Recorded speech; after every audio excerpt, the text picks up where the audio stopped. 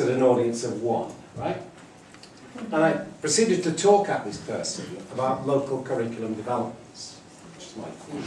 And after 15 minutes, he just stopped me and said, hello, Jack. I'm Lawrence Stenhouse, and perhaps you might just develop your sense of audience. Would you like to come for a drink, right? Now, since then, I felt that just getting my sense of audience is very, very important. So I usually just start by asking, have you come, anybody, with anything that you're feeling in terms of either the title or the summary that you're really interested in, that I should know about before I start? Because if Lawrence had introduced himself at the beginning, I could have actually had a much more productive session in terms of my own learning than ever he got. So is there anything that you feel that you've come with in terms of this notion of a living logic for educational researchers that you feel is significant and you want me to develop anything around that theme? Or have you just come out of interest? Or is there something, nods? Is there anything you feel you'd like me to really develop in terms of that idea? Or shall I just get underway? Well, Jack, can I just say from me? It's just leading on from what we were discussing earlier. And it's really that distinction between educational research for research's own sake, the pure notion, then also the applied notion. Yeah. And as I was saying, I work a lot with work-based learning students, and a lot of their interest is necessarily to do with applying. I make a very clear distinction between what I call education research and educational research. And I think it's a very important distinction. Jeff Whitty, at the end of his presidential 3 or 4 years ago, actually said, look, we have to try and work at changing the name of BERA so it becomes the British Education Research Association, because he holds that education research characterises the whole field. Educational research should be focused on improving practice and policy. Now, I reject that completely because I came into research in 1973 simply because I've been studying with the philosophers at the Institute of Education, Peters and Hurst, and I had also done my master's in psychology. And their view of educational theory was that it was made up of the theories produced by philosophers of education, sociologists of education. Sociologists now still, I think, have a controlling influence. If you look at BERA and you look at these recent publications, you'll see that they've actually come from education researchers who are actually not concerned with the knowledge-creating activities of the practitioner researcher. There is one paper here that acknowledges that the practitioner researcher is actually an educational knowledge creator. Are you okay with this? Because it was the philosophers that made this mistake, very serious mistake, in 1970 up to 1983, that said that when I went to study for the philosophy as a practicing teacher, and I had 6 years in the East End of London, that the practical principles that I used to make sense of what I was doing with my pupils, and this is a quote from Paul Hurst, that those principles were at best pragmatic maxims that had a first crude and superficial justification in practice, that in any rationally developed theory would be replaced by principles with more theoretical justification. Now, I understood the significance of that. I was going, and after 6 years, I felt that I really did begin to understand something about education. I was trying to explain my practice to improve it. There, the philosophers were telling me that those practical principles were crude, just pragmatic maxims that must be replaced. Yeah? Now, that's why I went to the University of Bath to see if I could actually generate a very different form of educational theory that actually respected the knowledge of the practitioner. Yeah? Now, what I'll just do now, because this notion of a living logic is really important to me. This is why you being here today is very important in terms of my research. Because BERA offers me a forum that I can come annually to literally test out the validity of ideas. So your responses are really important. And what I want to do is just to focus on something that, since that first episode of BERA in '77, and I gave the presidential address 25 years ago in 1988, where I focused on the professional knowledge that practitioners were generating. What I've tried to do is to show that practitioners can generate original and valid forms of educational theory. Now, I'm not sure, some of you will be supervisors of doctoral degrees. Now, I'll just show you that if you want to make a response to this seminar after this session, if you go into actionresearch.net and just click on that What's New section, you'll just get the papers that a few of my colleagues and myself have actually presented. And you'll find that this Living Logic paper is here, which you can actually download or just access. You can actually respond to me. And what I've done in this paper, you'll see it includes a few video clips of myself in practice.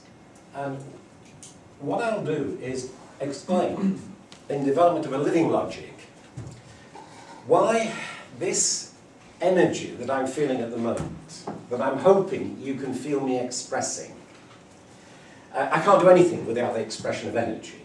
Yeah? Now, the fact that there are a room full of people that have come, it actually energizes me because of my own passion for education. This is part of my research. I've come to test out with you the validity of an idea which actually is very different to the logic. For example, as Martin expressed his views, I would classify that in relation to my own understanding of logic to be Aristotelian in the sense of the if-then logic. It was very clear. It actually eliminated contradictions from correct thought, which dialecticians embrace as a nucleus. So that idea of logic is really fundamentally important. But most academics in their published work, because it's constrained by simply print-based text, often conform to that logic. And that's the logic that I learned in my first degree in physical sciences. It was the Aristotelian logic, the if-then logic, which eliminated contradictions from correct thought. Now, the other logic which I became, and I think it was actually skillful in terms of the use of this logic, was from Ilyenko, the Soviet logician, whose text dialectical logic influenced me when it first came out in 1977. And Ilyenko, it's a brilliant exposition of dialectical logic, but it has contradiction as its core. Now, I don't know if you know this 2,500 year history of the battle between the formal logicians and the dialecticians, but it all focuses on this issue of contradiction. That Ilyenko asks, if an object exists as a living contradiction, what must the thought be that expresses it? Now, in your logics, I imagine, for your papers, your academic papers, almost all of you will, as Martin, I think, did, eliminate contradiction from correct thought. Popper, in his Conjectures and Refutations, he's got a beautiful section. He uses 3 laws of Aristotelian logic to demonstrate that any theory that contains a contradiction is, in his words, entirely useless as a theory. Because he demonstrates that any theory that contains a contradiction, you can actually demonstrate anything to be true or false. Right? Now that's Popper. Marcuse, at the same time, these were about 64, 66, that kind of time period.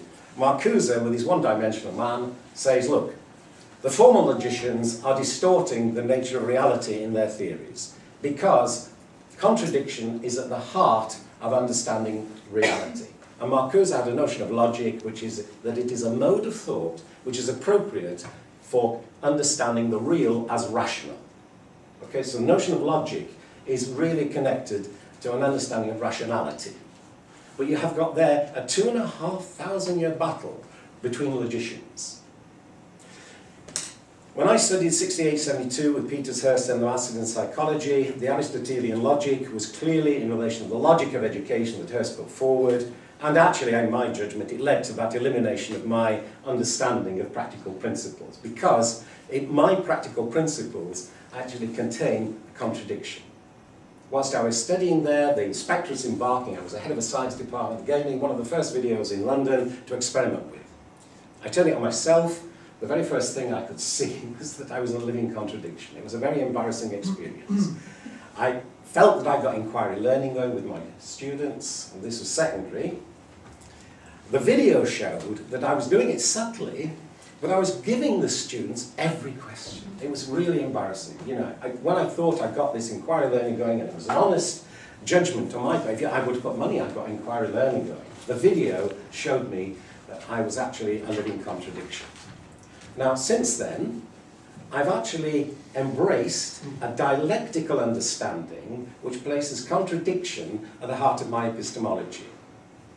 So I can use both the logic that I think Martin uses, I can use that in the analysis of texts that I use. I'll draw on Gadamer's work, Foucault, others in the generation of what he call a living theory, and I'll explain that in a moment. So I can draw on insights from theory structured by either the propositional with the formal logic or the dialectical with the nucleus of contradiction. But as I create my living theory, which is an explanation of educational influence in my own learning and the learning of others, and I'll come back to the significance of that, I'm actually creating, in my judgment, a living logic that I want, if you like, your responses to say, am I making sense, or do you feel I'm making a mistake? Because this is so important in relation to my research. And I'll just show you what I mean, because in terms of this idea of a living logic, you've got here all of these living theory theses. Now, I imagine that some of you have supervised doctoral degrees to successful completion. Now, since 96 to 2012, that's 16 years, some 30, I think it's 34 successfully completed doctorates have actually supervised a successful completion. Now, in the Department of Bath, where I was working, that was quite a high number of successfully completed doctorates. And they've all understood as living theory theses. They've all been accredited. A whole range of external examiners have said these are original contributions to knowledge. But the logic that they use, especially the later ones, where I worked to change the regulation with a group on Senate to enable the students to put in e-media, the visual representations of the practice on video with visual narratives. Since 2004, a lot of those living theory theses have actually communicated this kind of energy, which I hope you feel from me now. In my previous writings, it was a bit like this, up to it was just text. You'll see in the Living Logic paper, I give you 3 videos of where I am doing very different things in my practice. I'm tutoring. There's one where my anger is really vivid because I'm confronted with a university draft report from Senate, which was brought about with a committee set up to investigate what they called a prima facie evidence of a breach of my academic freedom. And the draft report that came out just said Dr. Whitehead's academic freedom has not been breached. And that was it, that was the conclusion. Now I went to that committee and I've put the video of my reenactment of that into the paper, which shows me feeling totally defeated, completely and utterly defeated, coming to that committee and just having that judgment. And I'm leaving after about 30 minutes, and I get to the door, and I really am feeling humiliated and defeated. But something happened, and you'll feel it as you see the video, that welled up in me, and I turned around to face this group of 3 academics, my peers, and you'll feel the absolute anger as I address them, but it's controlled. Now, I actually said to them that in relation to the pressure which I'd been subjected to in the university, the report did not recognise my persistence in the face of that pressure to overcome what could have been constraining my academic freedom. Right? Now, that's all I wanted. And I said it incredibly powerfully with that whole energy. I hope you can feel, because I'm in there again. And the report that went to Senate had that acknowledgement in it, that the reason that Dr. Whitehead's academic freedom had not been breached was because of his persistence in the face of pressure. A less determined individual might well have been constrained.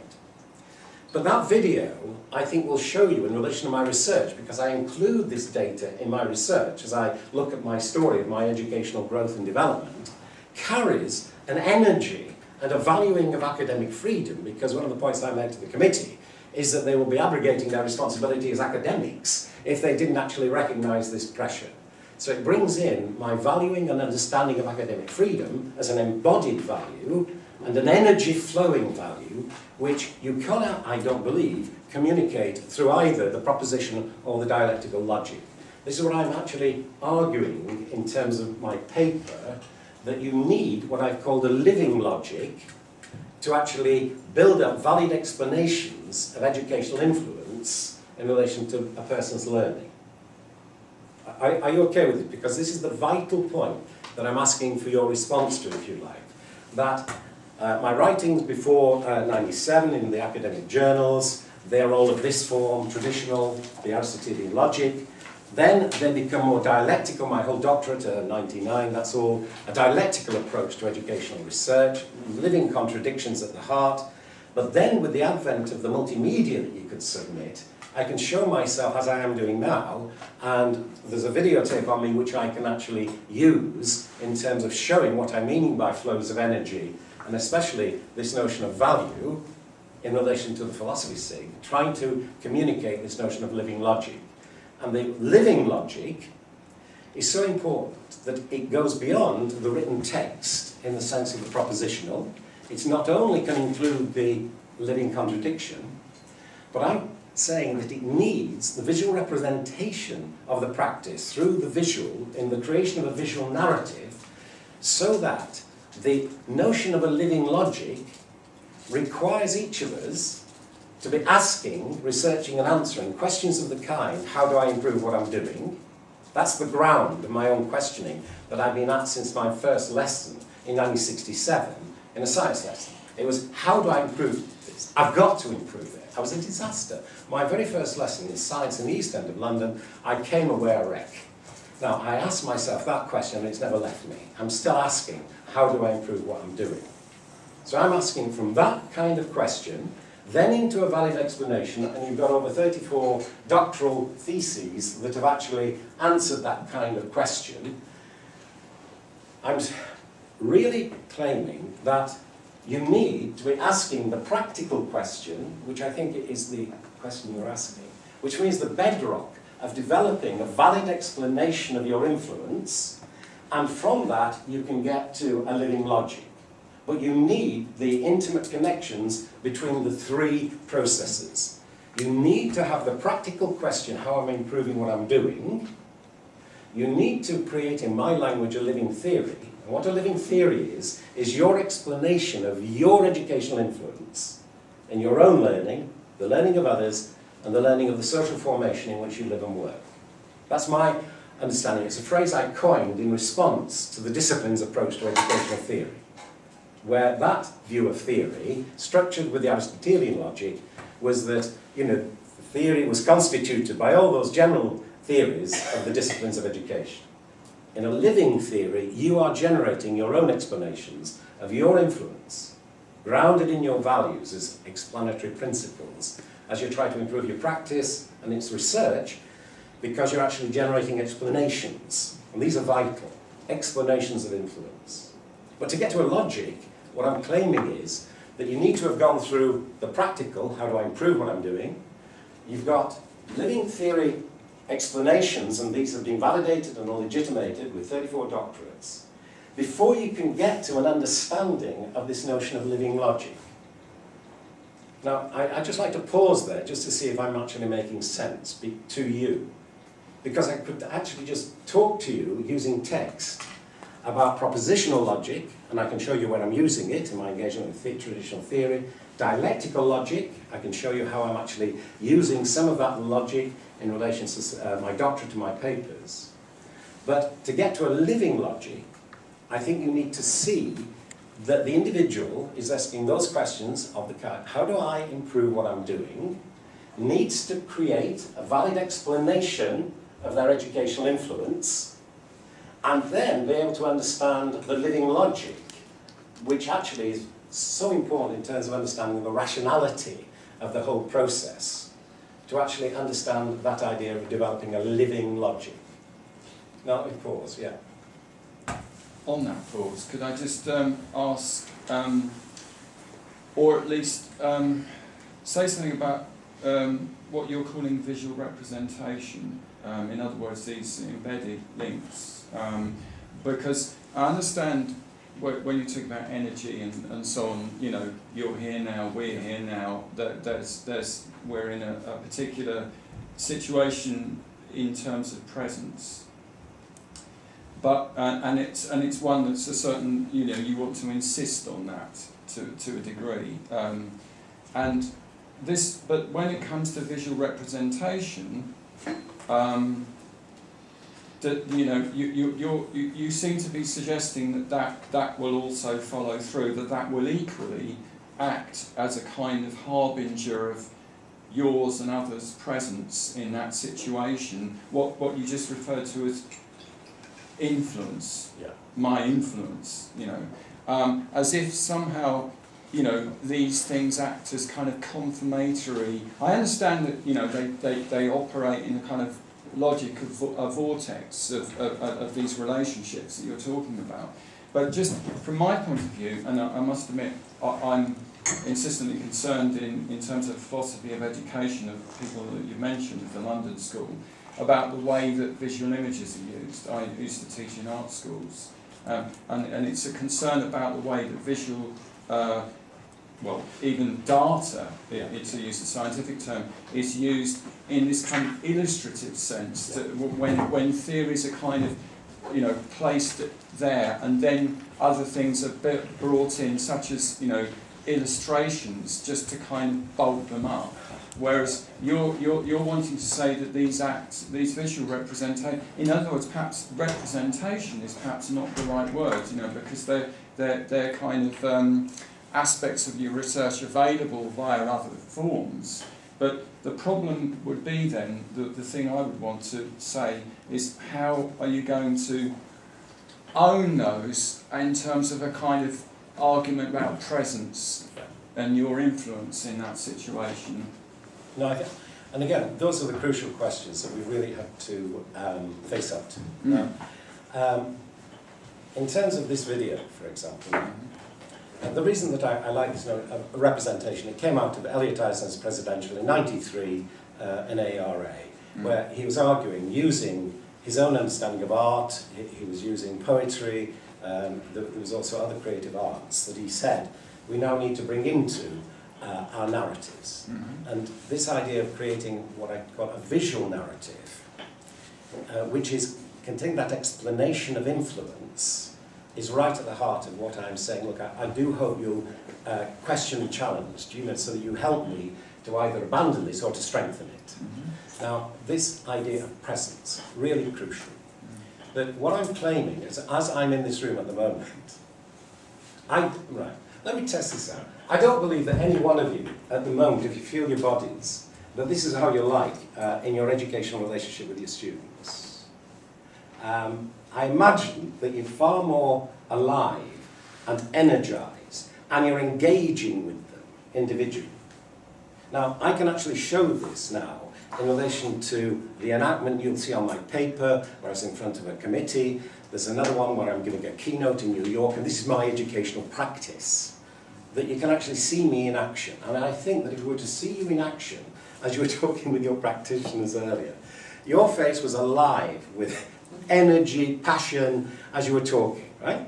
Now, as I look around the room, that I'm passionate, I'm engaged, but I don't think you can be, because in a way we're constrained by the very form of the academic seminar or the session.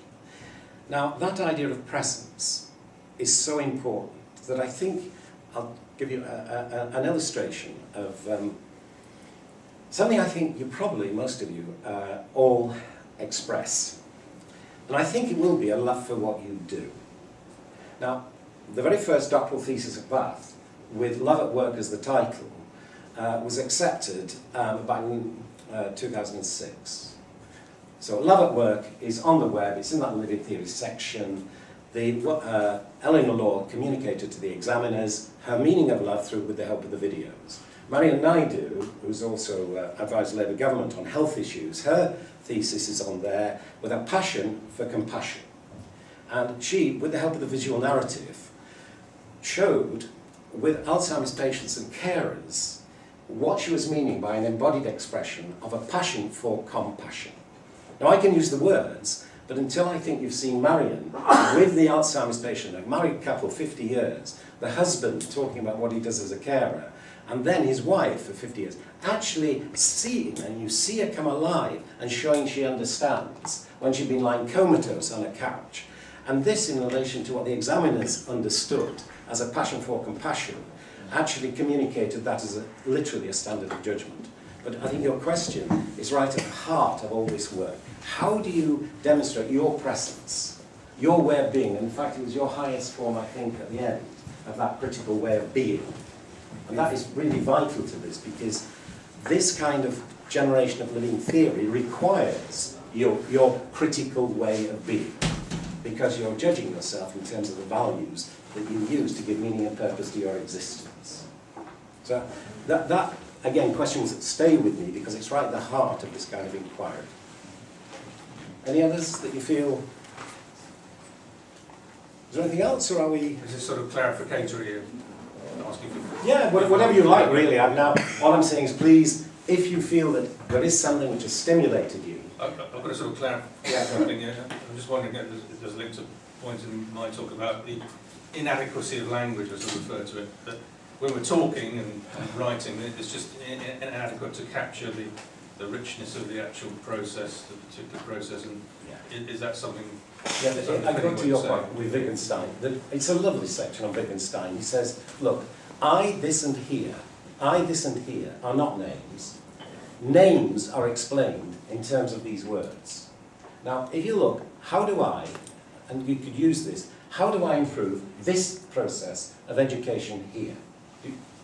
Now, I think you're into that inquiry where words need supplementing, in my judgment, with not just the visual, but we do it with dance. We've got artists also with their art from South Africa, with their living theory theses, a very wide range, of very different forms of, and they do serve representation, but the visual narrative, I think this is the way of being that certainly the dancers had in showing their meanings. So I do feel that that's vital. The words are not sufficient on their own, and neither would the images be. This is why with the artist, I always like to think that the artist, who is also an educational researcher, needs to go a little further than producing his work of, or her work of art. In all the living theory theses, they show how they've integrated their art in literally making sense of their world and improving their practice. So I think this is why it's a challenge. It really is a challenge to all of this. You know, and Burge, you look at Burge as a referee journal, and then you ask yourself, how can this carry the energy and the values that you know you express every day within your professional practice? How can that print-based text carry that? And I can't see that it can. There's another dichotomy which goes back to Plato again, which is in the Phaedrus, but it's the difference between speech and writing. Is it both being linguistic, but is speech, as you're speaking now, does that capture things where writing on the page doesn't? Right. You can go further. Okay, you must do this. You must try this out. For example, do a video, then do a transcript. Okay? Then try speaking it, but then look at yourselves. And you'll find that meanings, like I hope you can feel from me, there is an energy and a passion, and the Soviet logician, psychologist, now, I've got his reference on the web, where he says, look, we're really bad at getting energy and values together. He says, in a section on the energy paradigm, that we need to focus on ways of communicating the energy that you express. Everybody here expresses every day in their practice. And at the moment, our research, and as I said, Burge in particular, does not carry these meanings of educational researchers. It can carry the meanings of the education researchers, because this is the traditional conceptual form of communication. But if you are an educational researcher in my terms, where you're really asking, how do I improve my practice? Can I explain the influence I'm having? Then I think you'll need to develop these very different forms. And I agree with the sense of representation. I think it's much more adequate to talk about the visual narratives, and which you include. You know, it can include the dance, it can include the art, and we have in the living theory theses. Is there anything else that you feel? But I would love it if you would think, look, there's something here, either to question, or you feel, yes, he's onto something. In that practitioner researcher e-forum, from the What's New section of actionresearch.net, it's where you can continue this if you wish. But I do hope you'll just go to that, the full paper, just click. The videos are not long, but again, I've focused on myself. In my other work, I focus with others to show my influence with others, and also I show what I mean by influencing the learning of a social formation. Jack, can I ask you two more things? I'm sorry if I'm sort of monopolising just slightly. They're quite quick. So the first thing is, in a sense, those documents there, they're the living logic of the education theorists. Well, they are actually, with Martin, they follow the propositional logic. So if you read every one of these, you'll see that it is governed by the Aristotelian logic that eliminates contradiction. But that is the reality. That is their lived experience, isn't it? That exists as their lived experience. Yes, it does. As education researchers. And their lived experience as education researchers omits what I would understand by an educational researcher's commitment to focus on improving their practice, generating valid explanations of educational influence, and then try to transform the nature of the educational knowledge base, which we've been very unsuccessful in doing. You know, you look at these and it's still actually the logic that Peters and Hurst were using in 1970 or what. Can I just ask one last thing and then I will be quiet after that? Is it praxeology, Jack? Well, Marie's thesis, latest living theory one to be accepted, actually develops that notion of living theory praxis. Okay, now, I haven't used the term. I was very influenced in my early 70 with Ilyenkov, with the Marxist notion of praxis. And I never used it. There was something that was missing, but I think now Marie has put praxis in a way that she's called a living theory praxis, which focuses upon the living of the values. And I'm now feeling much more comfortable in the sense of a praxeology. But it's certainly that in my learning is very recent. And Mark here, he's come to transform Mark Potts.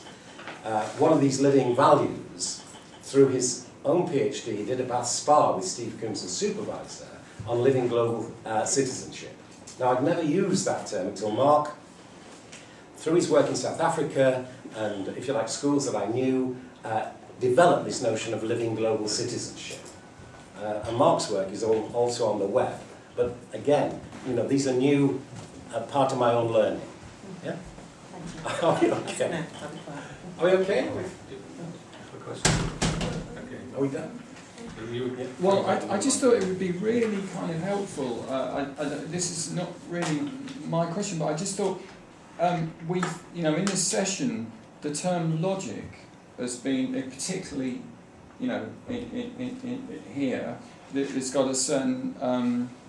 I know, you're talking about a living theory, but you finished, Martin, by saying you used to teach logic, and even though, Jack, you've talked about, you added different names like Marcuse and Ilyenkov and dialectical and things like that, and Popper, to the name or the term logic. Even so, I think it would be helpful for me, if not for others, I'm hoping others too, if we could have some kind of,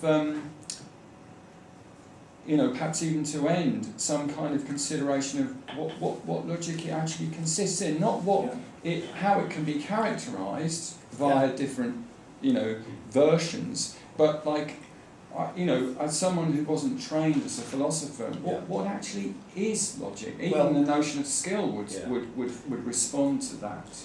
Yeah, for me, the reason that I come with that notion of a living logic is because to me it is right at the heart of rationality. It's right at the heart of what it is to make sense of something. And for me, why I've stressed this notion of living logic, and you ask what constitutes it, this is why I've stressed the importance of that intimate relationship, which I do not separate. They're actually not distinct. They're actually distinct, but not discrete. That sense of the inquiry. How do I improve what I'm doing? Can I explain it? Now, the rationality within the explanation is actually structured through the logic. This was my understanding, why I wanted to share with you a sense of a different logic at work in the explanations. So what actually constitutes this sense of rationality is emerging from these explanations. That it's what structures, what actually helps to make sense of these as explanations. Now that's, in terms of, as far as I can go, that is as basic and as fundamental as I can go in terms of that understanding of logic. And the explanations of those of what teachers do, well, the praxis or the practice. It's that. Okay. The saying talks about influence, saying this is one of the most fundamental ideas in philosophy. The progressive influence of one mind by another. So the reasons I stress educational influence in learning is because of that. Now, the explanations that I'm saying everybody here could generate are explanations of educational influence in learning. The rationality, which is so important, and this is why the philosophy is so vital, helps to really get at the understanding of what constitutes the very form of rationality which we use to make sense of both experience but also our explanations. Now, again, I get to a base level where I can't go further. That it's like Marcuse, it's a mode of thought that is appropriate for comprehending the real as rational. There is that sense, okay, this living logic, which I'm hoping you'll engage with and say, look, has Jack got something that he's saying it's connected to the genuine practical question, how do I improve what I'm doing? You've got to generate explanations which are subjected to a form of validity. We use Habermas's 4 criteria of validity. You've then got to explicate the living logic, which actually people can then see the nature of the rationality you're using in relation to that inquiry. But that is as far as I can. I think you sort of directed the question at me as well a bit. I did, yeah. I mean, as I said, I mentioned I taught formal logic. I mean, there's a sort of fairly fixed curriculum for that. Unlike most philosophy, really, it's fairly technical. But that's just formal logic. I'm with Jack. I think you could think of logic much more widely. Or there's a logic to everything, is what we're putting it. And so some people contrast logic and emotion. Well, I say don't. There's a logic to emotion. It's not the same as formal logic or certain other sorts of logic. They're just different logics, but they needn't be in contradiction to each other ultimately. So there's nothing contradictory about how people write in Burge to what they do in teaching practice, for example. They coexist, so they can't contradict each other. But isn't there something to be said that for the logic that you used to teach and its philosophical lineage? It's not about. Philosophers didn't necessarily kind of start doing logic in order to complicate matters. What it was actually there for, in a certain sense, was actually exactly the opposite, to kind of differentiate, to simplify, to characterise, to identify the matters pertaining. So it seems to me that in some way your kind of living logic, Jack, if you don't mind me calling it Jack, is kind of on the ball in the sense that it captures something about the fact that this is not to make something esoteric and rarefied. It's actually to pursue its kind of fundamental clarity. Yeah, it goes back to the one you mentioned, Martin, the Phaedrus. Now, the Phaedrus is a dialogue on love. The Ways of Socrates, through Plato, says, look, we've got 2 ways of coming to know. We can break things down, and he says, not under the manner of a butcher, right? So we can break things down into particulars. Dismember. Yeah. The other way is to actually hold things together under a general idea. And he says, those that can hold the one and the many together, I walk as in the path of a god, and I call them dialecticians. Right? Now, I find that elegant, I find it really a beautiful piece of writing. But I don't think that the 2 ways are sufficient. That you break things down, yes. You can hold things together, yes. I like the idea of the dialectician with the contradiction, the apparent contradiction of the one and the many together. But I think we've got to go further now, and we can with the new technologies. As I say, that I think the video with its digital technology allows us to see ourselves in ways that others have not been able to see and to analyse. And I'd like us, if you would, just to see if you think that this has got something, as you're saying, it helps to clarify, but also it is a simple notion of building a living logic in relation to educational research. So that's what I was hopeful for today. And, I'm really grateful, for us all being here. Because as you can imagine, it's very different from having an audience of one.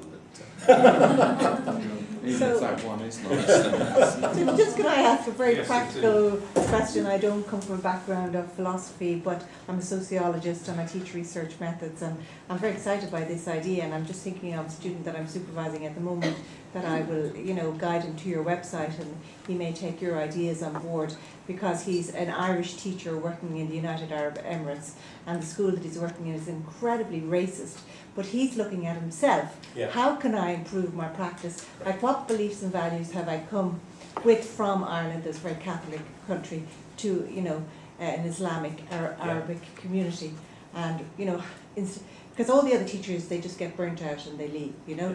So this is a very practical, everyday problem. Yeah. He wants to improve his practice. So I'll suggest that he does this. But also, will you connect with Marie Huxtable, because Marie has actually supported through an international CPD project students who are facing with those kinds of issues. Yeah. So we'll let you have some of those resources. That's great. Well, thank you. Are we okay, Martin? Or is there Any other questions? Some have asked more questions than others. I've done more talking than that, including myself. Are we okay? If not, then thanks for staying out the final session of the conference. And